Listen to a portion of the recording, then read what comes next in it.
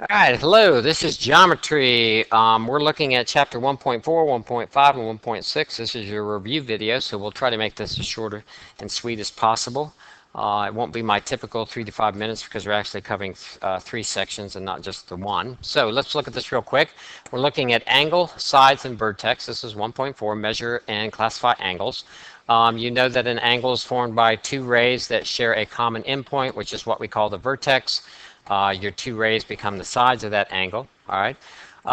You know that how do we name, how do we identify, how do we classify angles? Typically, we classify them by three letters. There are alternate ways, but I could classify this as angle WX. I'm sorry, WXZ. You could also say angle ZXW, and so forth. I cannot claim just angle X. Because I have one angle, I have actually two angles, so I can't do that. If I go back up here, I know that the vertex is A. I could say this, I could label that angle as angle A. That is acceptable because it's only one angle. I don't have multiple ones, so I could say angle A. All right, so that's how you classify, and that center letter is always the vertex of your angle, okay? So the center letter of how you identify it is actually the vertex, all right? And we'll get to that little m here in just 1 second. Hold tight. So let's look at the next page. You know that acute angles are from 0 degrees less than 90. You know that right angles are exactly 90 degrees. You know that obtuse angles are from 90 degrees, greater than 90 degrees, but less than 180. And you know a straight angle is equal to actually 180. On the previous screen, if I label this angle A, you identify the angle, as we said before, angle A, and this little m that goes right before that angle actually means measurement. It's actually looking at the actual degrees, 24 degrees. So that little m, all that means is measurement. So if you see that, it's an actual degree, or radians, I guess, but it's actual degrees that they're looking for. So m just means measurement, okay? So now here's another postulate. It's one of a couple that we've already looked at. Angle addition postulate is very similar to the segment addition postulate that we had 1 or 2 sections ago. And all it says is that if I have an angle that is RST, it's made up of RSP and PST. The sum of those two angles, if you add those together, the sum of those two angles will actually give you the large angle itself. So that's all it says. It's just like the segment addition postulate that we looked at before. All right. So let's see what's next here. So find an angle measurement. All right, so they give me an angle here, which is the measure of angle LKN is 145 degrees. So I know that this is 145 degrees, right? It's 145 degrees. And I know that it's made up of angle LKM and MKN. It's made up of those two angles. They represent those angles by algebraic expressions. So then they're asking you to actually find the measure of LKM and the measure of MKN. So we know that from that postulate, if I add these two together, they should both equal 145. So if I take 2x plus 10 plus 4x minus 3 is equal to 145, and I go ahead and solve that. So I have 6x right here, right? And then I have 10, take away 3, that's plus 7. And then I'm going to subtract 7 from both sides, which would give me 6x is equal to 138, all right? And then if I divide both sides by 6, I know that x would be equal to, what is that, 23 degrees, all right? Or I'm sorry, not 23 degrees, just 23. And then if I want to know actually what the angle is, you have to take that value of x and plug it back in for your x's that are in your expression. So if I take 2x plus 10, 2x plus 10, add in the 23, that would give me 46 plus 10, and that's 56. So I know this angle right here would be 56. Then two options here, you could take the 23, plug it in there, get the actual degree of the angle, or you could just subtract 56 from 145 and get the same answer, okay? So just to reiterate, when we talk about measure, one angle, the measure of one angle is equal to the measure of another angle, you're actually using an equal sign. When we talk about identifying an angle, one angle is congruent to another side, where you actually use the congruent symbol and not the equal sign. Okay? So let's go on. What's next? Angle bisector. This is very similar to the segment bisector, if you remember, that we had before. Segment bisector was either a point or a segment that bisected another segment into two equal parts. So I know that these two are actually equal. And so angle bisector works the exact same way. You have a point that is in the interior of an angle. In this case, it would be x, y, z, and if you would be told that xw, that ray actually, I'm sorry, yw actually bisects that angle. The term bisect identifies that you have two equal angles there. So when you see that word bisector, whether it's with a segment or whether it's with an angle, they're telling you that it's separating that segment into two equal parts or it's separating that angle into two equal parts. Okay, so now let's look at complementary, supplementary, and adjacent angles. All right, so we know that complementary angles is two or more angles whose sum is 90 degrees. Supplementary angles are two or more angles whose sum, that's addition, is 180 degrees. And adjacent angles, we'll look at that in just one second. Okay, so if I look at this little table down here below, adjacent angles are two angles that share a vertex and a common side. And if I notice, angle 1 and 2 are adjacent because they share this vertex and they share that common side, so they're adjacent. Now, when I deal with complementary, I can have adjacent angles that are complementary angles, but they don't have to be adjacent. They can actually be non-adjacent. You will be told in a problem that, in this case, angle 3 and angle 4 are complementary angles. Therefore, I know the sum of those two angles will equal 90 degrees. All right, so that's a key point right there, because I know what the word complementary means. Then if I look at supplementary, this could be adjacent. Typically, that's how we see supplementary angles. 5 and 6 are supplementary angles. But you also, just like the complementary, you also have non-adjacent angles. But you will be told in a problem that angle 7 and angle 8 are supplementary angles, even though they're not adjacent, but I know the sum of those two would equal 180 degrees, all right? So complementary, 90 degrees, supplementary, 180 degrees. They can be adjacent, they can be non-adjacent in either case, all right? So let's see what's next. Find measures of complement and supplement, all right?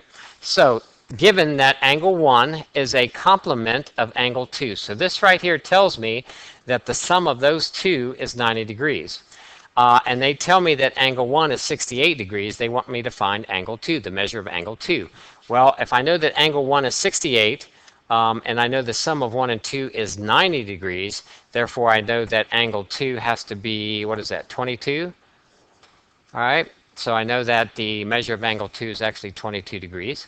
All right, if I look at B right here, it says given that angle 3 is a supplement of angle 4, I know by definition that the sum of these two will equal 180 degrees. They tell me that the measure of angle 4 is 56 degrees. Therefore, I know that the measure of angle 3 has to be, what is that, 134 degrees? I'm sorry, 124. 4, 6, 6, yeah. So 124 degrees, that would have to be the measure of angle 3. So, sometimes you may see, you may be asked a problem that a problem like this, you know that 1 and 2 together are equal, the sum of those two equals 90 degrees, or they're complementary. You could be asked, what is the complement of angle 1? So what is the complement of angle 1? They want to know what is that angle 2 have to be in order to, when I add it to angle 1, it would give me 90 degrees. So that's another type of problem that you might see. So let's look on here. We're looking at linear pair and vertical pairs. Okay, linear pair, the word pair just means two. It's two angles. If I have a linear pair, I know the sum of those two angles is 180 degrees. Okay, so now one thing you need to understand that all linear pairs are supplementary angles, but not all supplementary angles are linear pair. Because of the word pair meaning two angles only, I could have a supplementary angle that actually has 3 angles. Okay, so in this case right here, they would not be linear pairs because pair means 2. All right, so I know that if I see the word linear pair, I know that the sum of those 2 angles is 180 degrees. All right, when I look at vertical angles, it's the formation of 2 lines or 2 rays that intersect. I know that vertical angles are actually congruent. They're congruent, and the angles are congruent. Their measurements are equal to each other. So that would be in both cases. Right? It's not that they're all equal to each other, but opposite angles, vertical angles, are actually congruent. So if I look at, have a figure here, and let's identify some angle pairs. I know that 1, 2, and 3, that's not a linear pair because there's actually 3 angles. It is 180 degrees. They are supplementary, but they're not linear. If I look at linear pairs, I have 1 and 4. They're linear. 4 and 5 are linear. Okay. If I look at 1, 2, and 3, those are supplementary. 2, 3, and 4, or I'm sorry, 2, 3, and 5, they're supplementary. If I look at vertical angles, I have angle 5 and angle 1 are vertical angles. I can also see that the sum, let's see, the sum of 2 and 3 is a vertical pair to 4, if you will. So the sum of these two would actually be equal to 4. They would be like vertical pairs, okay? So let's see what's next here. Okay, now we're in 1.6, so we're almost done here. Classifying polygons. So we have polygon, sides, vertex. We're going to look at concave and convex. So a polygon in itself is a closed plane figure with the following properties, and these properties are critical. It is formed by 3 or more segments called sides. Okay, the word segments means straight. All right, it doesn't mean curved. That's no. It means straight. Okay, so that's critical to know. And then it says each side intersects exactly 2 sides, one at each endpoint, so that no 2 sides with a common endpoint are collinear. So another way to look at that is that this right here would not be a polygon because of that third line. I have more than 2 segments intersecting at any given point, basically. So I know that this in itself would not be a polygon. Okay. So the vertex, if you remember, is just the intersection of 2 rays, intersection of 2 segments. And so now let's look at concave and convex. All right. So convex is typically what we're used to seeing, and this would be a convex type of polygon. Concave, I look at this word right here, the word cave. When I see the word cave, I think of a hole in the ground. And so when I look at a polygon, it actually makes a hole within the polygon itself. It protrudes to the interior of the polygon itself. So in that case, it would actually be concave. So let's go to the next slide. Let's see what do we have here. Okay, it says tell whether the figure is a polygon and whether it is convex or concave. All right, I know the first one is not a polygon because of that line right there. There's more than 3 line segments or more than 2 line segments that intersect at any one point. I know that this is a polygon. That one works. Let's just put a check mark since I X'd the other one. This is not a polygon because of that curved surface. Remember, a polygon is made up of segments. Segments mean straight, a straight line. So that is not a polygon. This right here is a polygon. So this would be a concave. This would be a cave one. Concave, because it protrudes to the interior of my polygon. This one over here is actually convex. All right. So if it's not concave, it's got to be convex. All right. So let's see what's next. All right. So here, with the number of sides, polygon is named by the number of its sides. So if it has 3 sides, it's a triangle. 4 would be quadrilateral. 5 pentagon. 6 would be a hexagon. 7 is a heptagon. 8 is an octagon, 9 is a nonagon, 10 is a decagon, 12 is a dodecagon, and this right here, a lot of times you might see n-gon, n just references to the number of sides that your polygon has. So now when I look at an actual polygon, there's what we call a regular polygon. A regular polygon means that all sides are equilateral. That means all sides are equal. It also means all angles are equal angular. That means all the angles are equal to each other. Okay, and so if a polygon is convex, it cannot be concave. If it is convex and it is equal angular and it is equilateral, then it is what we call a regular polygon. All right. So let's see if we can't see a couple here. All right, so this right here would be a regular polygon. All sides are equilateral. All angles are equal angular. Right? It is convex, therefore it is a regular. That is a regular polygon. This right here is just a polygon. All sides are not equal. All angles are not equal. So it's just a regular. It's just a polygon. This and it's this right here is just a polygon. Although the angles are all equal to each other, it is actually, and all the sides are equal to each other. Okay, but the problem is that it's concave, and a regular polygon cannot be concave. It has to be convex. So let's see. I think we're on our last slide. Yeah. So here's an actual problem that we have right here. A table is shaped like a regular hexagon, so I know it has 6 sides. And the word regular means that all sides are equal. That's an important to know. The expression shown represents the side lengths of the hexagonal table. Find the length of each side. Well, I know that these two, although they're represented differently by different expressions, they are equal to each other. So you could say 3x plus 6 is equal to 4x minus 2.